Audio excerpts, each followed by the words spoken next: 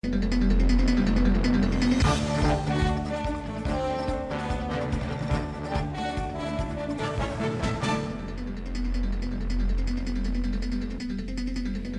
liderança do governo Pimentel na Assembleia fez acordo com a oposição e retirou o regime de urgência do projeto que cria os fundos de incentivo. A proposta prevê a venda de mais de 5 mil imóveis do Estado para a captação de recursos que serão usados para tirar as contas de Minas do vermelho. Conversa comigo o deputado Rogério Corrêa, do PT, que é primeiro secretário da mesa da Assembleia. Bem-vindo, deputado. Obrigado, Vivi. É um prazer estar novamente com vocês aqui. Deputado, por que o governo tirou a urgência se tem uma base sólida na Assembleia e condição de aprovar a matéria? Na verdade, foi uma mediação que nós, da mesa diretora, fizemos, particularmente o presidente Adalcléver Lopes. A ideia é que nós votássemos projetos que já estão há muito tempo e durante este ano nós praticamente não votamos nada.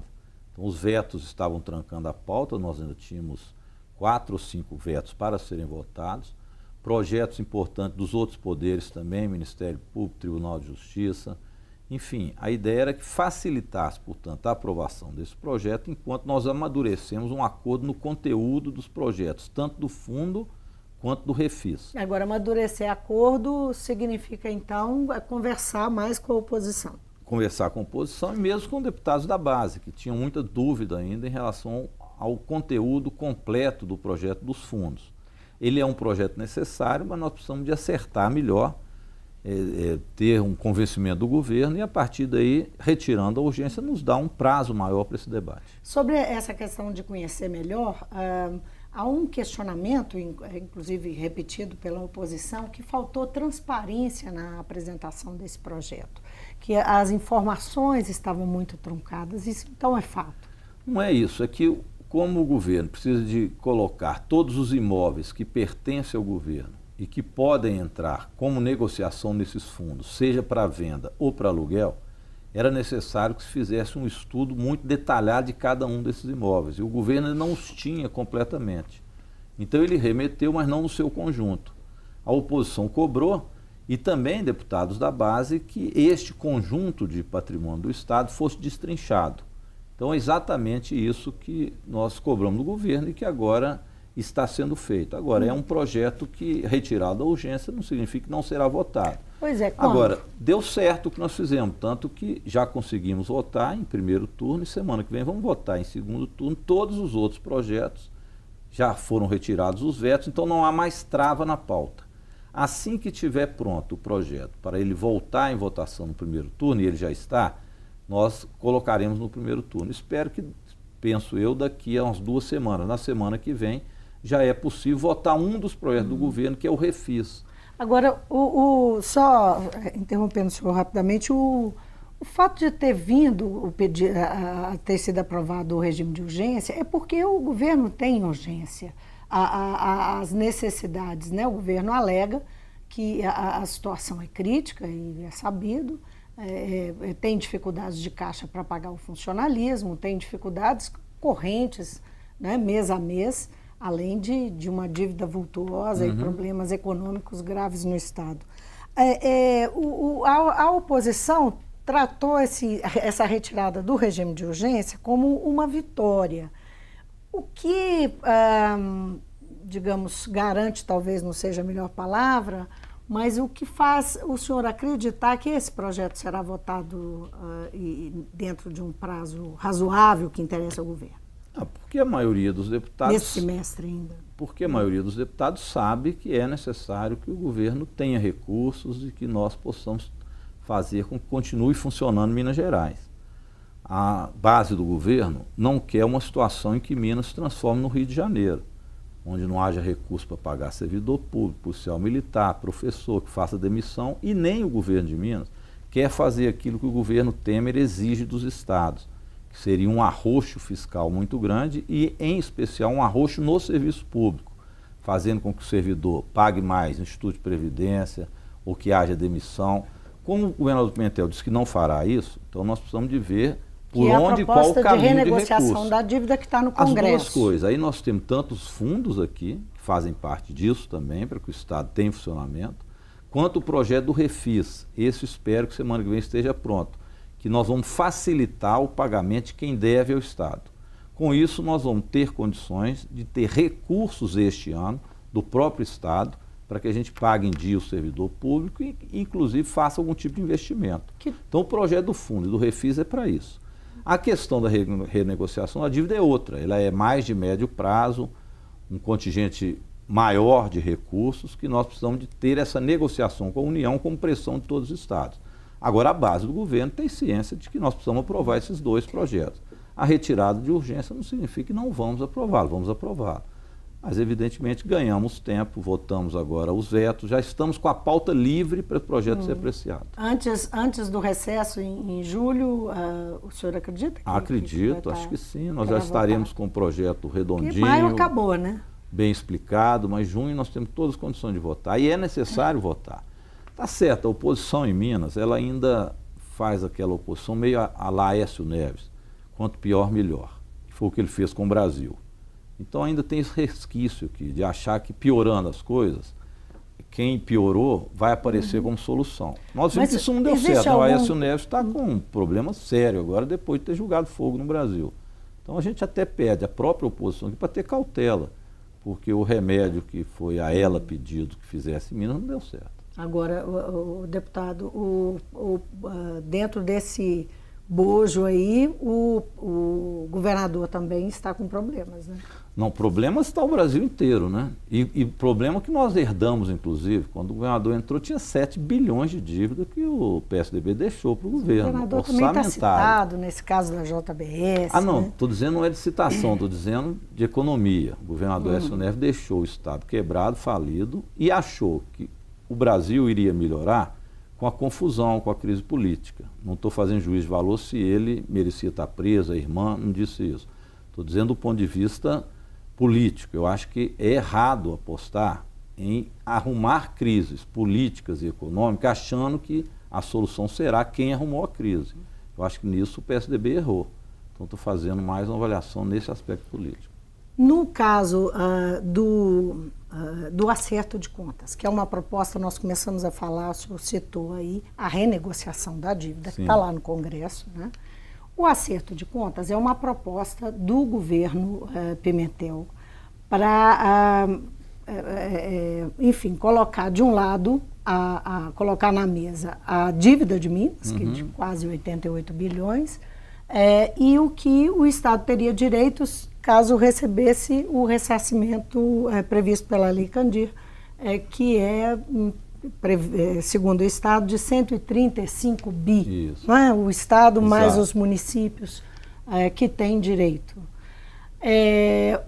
Como é que isso deve caminhar agora, né, institucionalmente? Tem um caminho em Brasília? Tem alguma forma disso caminhar para além do movimento que está sendo feito aqui? Porque nós já temos até uma comissão. Sim. Né? Virou um movimento nacional, um desejo nacional, não é só de Minas. Rio Grande do Sul, Minas, Rio e Pará, todos os estados têm interesse, mas esses 4 têm muito interesse. Goiás também, 5 estados.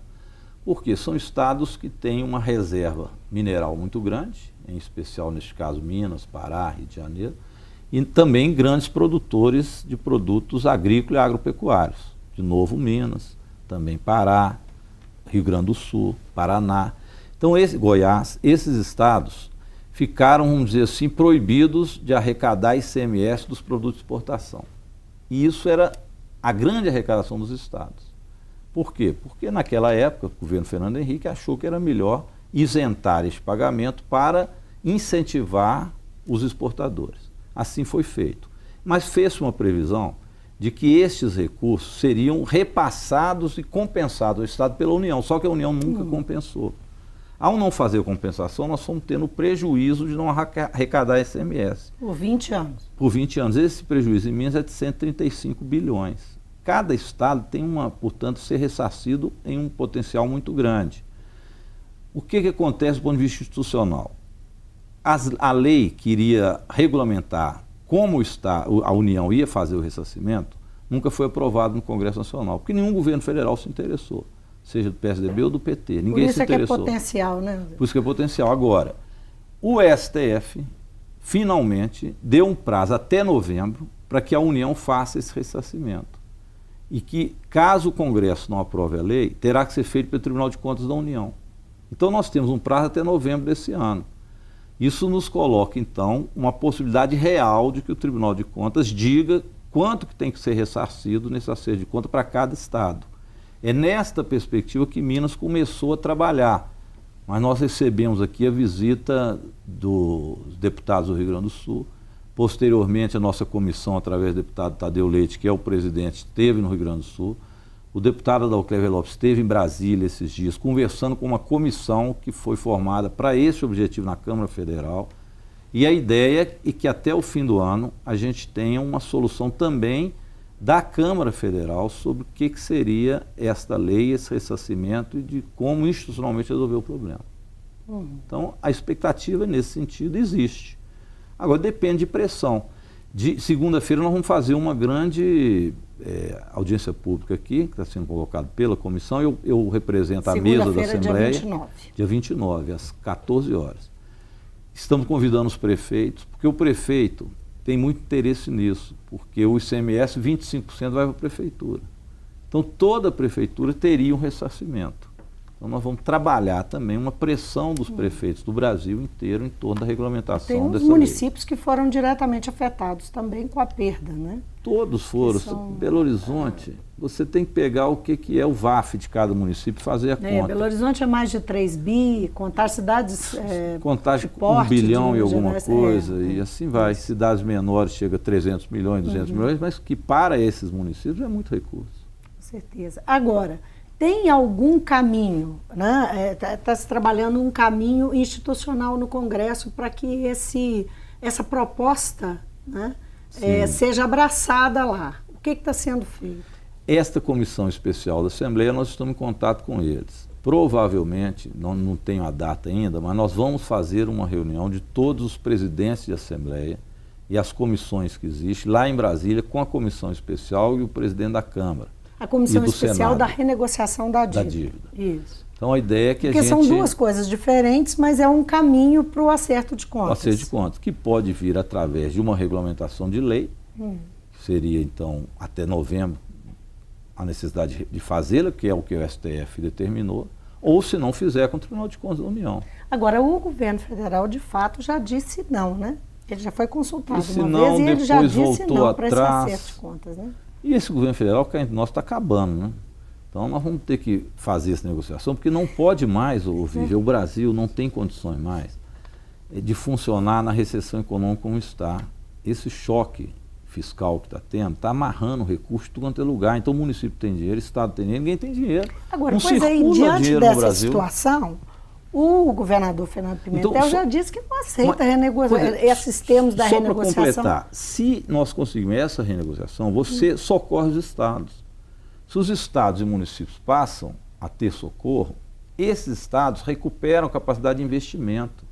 Isso faz girar a economia nos estados, você então consegue ter investimento para poder fazer desenvolvimentos regionais, melhorar a situação da agricultura familiar, do pequeno produtor, do pequeno comerciante. Agora, deputado, então, isso que precisa. E se essa crise aguda que nós estamos vivendo, o próprio impasse que já existe, né, entre o Estado e a proposta do governo federal, do Ministério da Fazenda, persistir, né, o governo Pimentel tem condição de bancar e dizer não, eu não faço essa renegociação? Por isso os projetos que estão aqui na casa, que são os projetos dos fundos e do Refis. Esses são projetos internos, não depende de aprovação nacional, mas sim aqui, que são também formas de arrecadação. Não é suficiente para você retomar investimentos, mas é suficiente para que você mantenha o Estado funcionando do ponto de vista da educação, da saúde, da segurança pública, para não virar um Rio de Janeiro. Por isso que eu disse que a oposição, às vezes, acha que se aqui virar Rio de Janeiro, eles vão ganhar. Por isso que eu chamei a atenção. Não é bem assim. Todos perdem. Todos perdem. A população sabe muito bem que o dinheiro está curto. O governador quer arrumar dinheiro. e a oposição não quer permitir para que as coisas fiquem ruins, a oposição não sai ganhando, é a minha opinião. Agora, respeito o direito de fazer oposição como queira, né? Mas acho que isso é ruim para Minas Gerais. Agora, de qualquer maneira, é um momento muito delicado para conduzir, né, a questão econômica, né? Muito delicado, e nós temos que ter também entre nós uma busca de uma saída que, embora se mantenha as diferenças, que é próprio do sistema democrático, ela se dê através de uma posição mais respeitosa.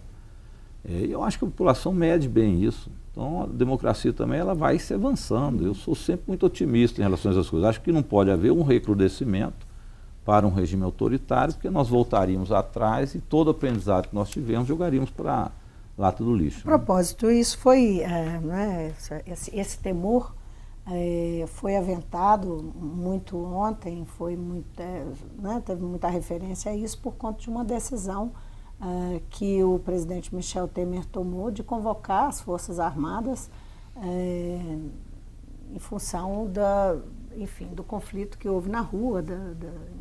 Eu vi, lamentável, né? Chegou a elaborar um decreto, né? Chegou pedindo a saída dele. Chegou a publicar um decreto de que as Forças Armadas fariam intervenção em Brasília, não só no dia, mas uma semana depois.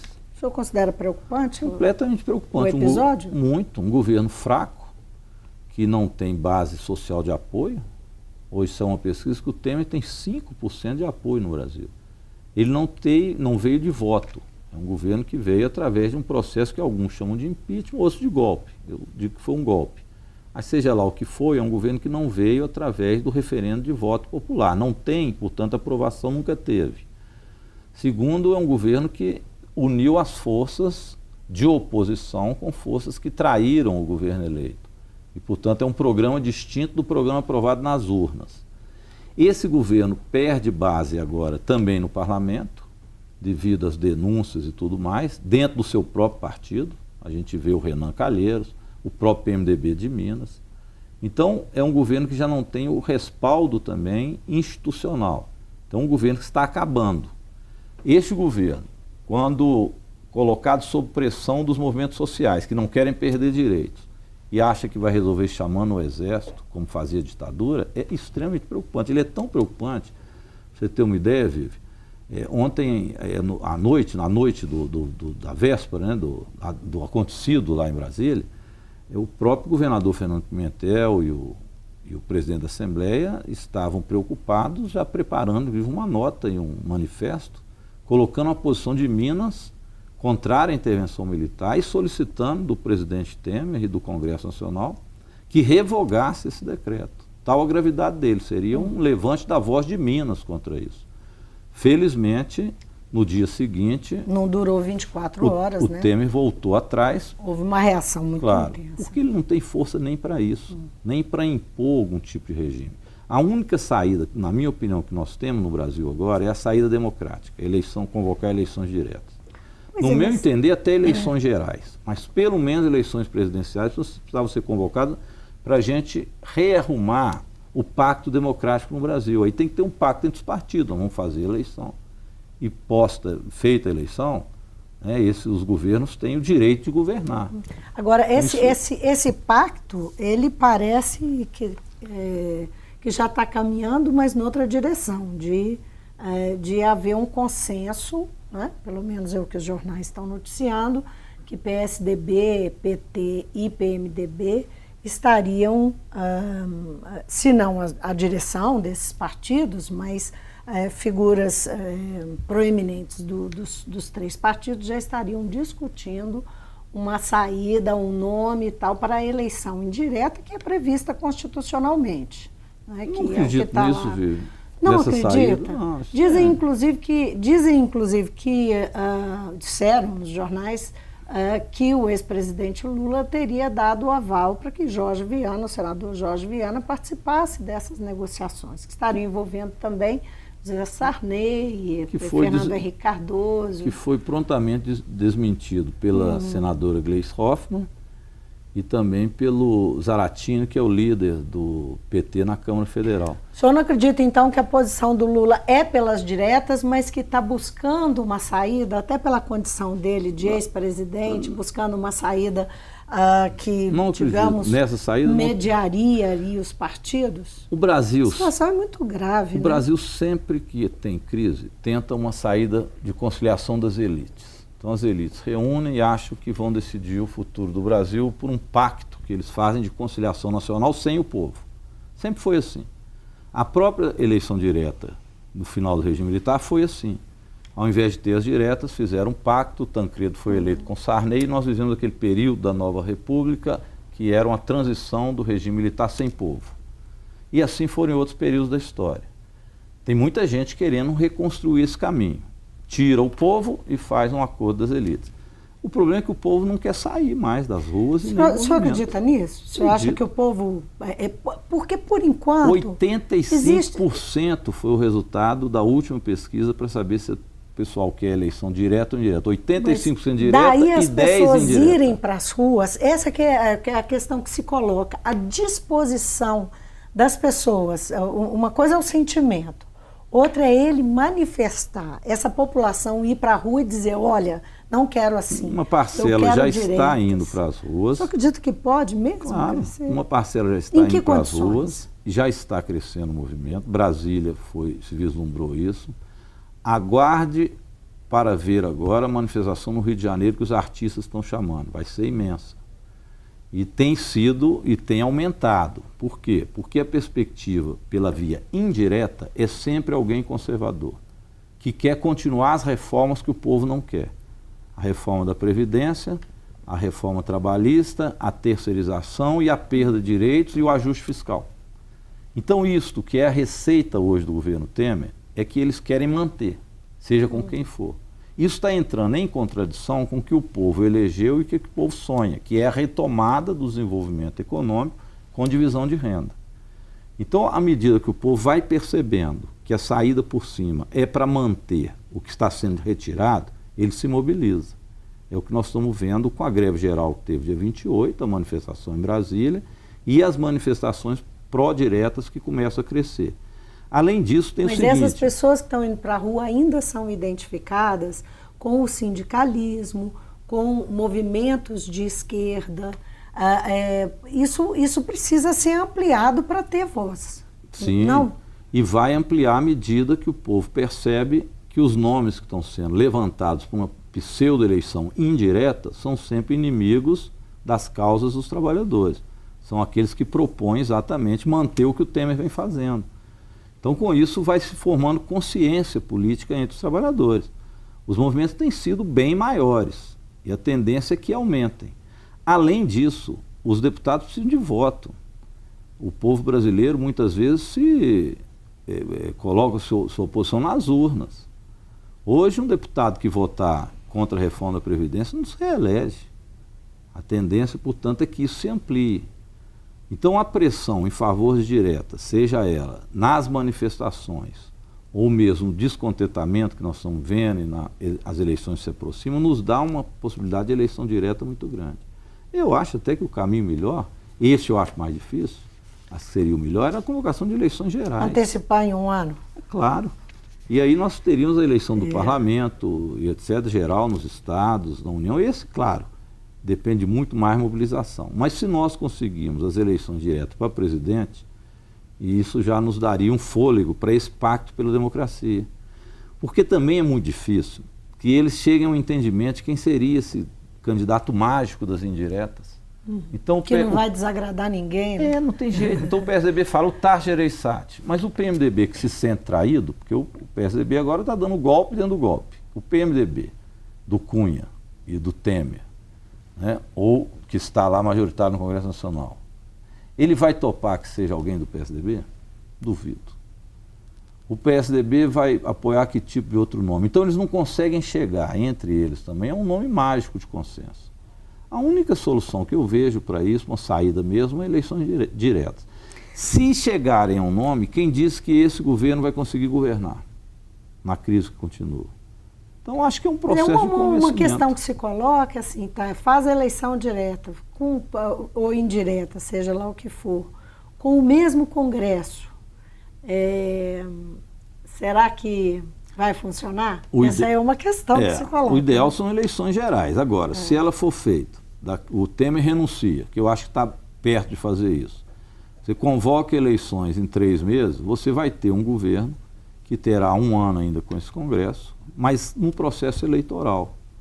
Então esse governo terá condições de, neste ano, ir arrumando a casa e ter um novo Congresso eleito 1 ano depois. É melhor do que não ter saída alguma, né, dentro dessa crise. Deputado, muito obrigada pela vinda ao Mundo Eu que Político. agradeço. Eu conversei com o deputado Rogério Corrêa, do PT, que é primeiro secretário da mesa da Assembleia. Nós falamos aqui, prioritariamente, sobre as saídas que o governo de Minas está buscando para enfrentar o problema seríssimo de caixa e o problema econômico e financeiro que o Estado enfrenta. O encontro de contas, o projeto que foi adiado, que foi retirada a urgência dele, que é dos fundos, ligada aos imóveis, né? Os fundos imobiliários. Enfim, o que o governo pretende fazer e como que a base vai se comportar aqui e é a pretensão de enfrentar essa crise. O Mundo Político fica por aqui. Obrigada por nos acompanhar e até o próximo programa.